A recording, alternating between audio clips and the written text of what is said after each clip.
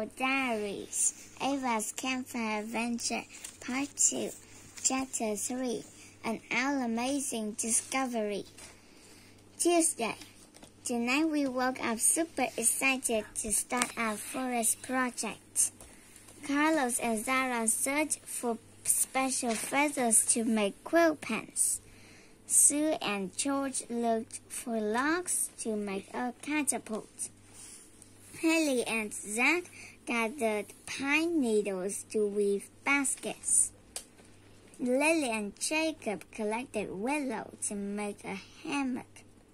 Macy and Kiara searched for sticks to hollow out to make flutes. Everyone had great ideas, but Lucy and I had no ideas. Miss Featherbottom said we should all take a break and swim in the lake. It was such feather-splashing fun. Then she told us a story, The Legend of Cheetopolis. It was about Nellie Wingdale, the founder of Cheetopolis. Nellie Wingdale. When Nellie first came to the forest, the legend says she brought treasure with her. But when she saw that the forest held everything she needed, she hid her treasure. She left clues so that anyone who needed the treasure could find it. Some believe it is still hidden, waiting to be found. That's a cool story. I bet her treasure was a pot of gold. Don't be silly. I'm sure that story is just made up. Everyone went back to working on their projects, but Lucy and I still didn't know what to make. We need to get started. You're right. Oh, something from the lake got stuck in your feathers. Lucy pulled a reed from my feathers. Then she had an incredible idea. We should make an umbrella out of reeds. That's a great idea. I had heard Haley say there were lots of reeds by the river, so we went there to search. But when we got there, we found much more than reeds. Lucy, do you see those old pebbles? It looks like they're in the shape of a letter. Not a letter, Ava. An arrow. That's another arrow. Oh my goodness! Is this what I think it is? Daddy, we found one of Nellie Wingdale's treasure hunt clues. Let's follow the arrows. The arrows led deep into the forest. It was so dark under all those trees, we hardly realized the sun was almost up. Uh-oh, we need to hurry back to camp. We shouldn't tell anyone about the arrows yet since they might not lead to anything. I agree. We need to find more clues before we say anything. We climbed into our sleeping bags. Imagine if we do find Nellie's treasure. We could share it with everyone. That would be flabtastic. Good day, Diary. Treasure hunters like us need all the sleep we can get. Chapter 4. Follow the clues. Wednesday. Tonight, Miss Featherbottom surprised us with a cool activity, a forest obstacle course. You and your project partner must work together to race through it.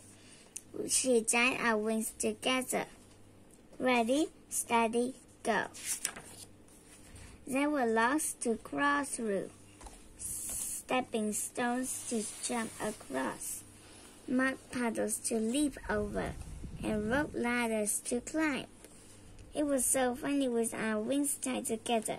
To be honest, I don't even know who won. Afterward, while everyone else worked on their projects, Lucy and I went back to following arrows. We came out at a wide part of the river. I don't see anywhere else. What do we do now? Maybe this was all just someone's silly joke? Wait, look at this. Lucy found a clue carved into a rock. The treasure you see is on the other side, but if you fly there, the clue will be denied. so we had to cross the river, but we're not allowed to fly. There was no way for us to cross the river without flying.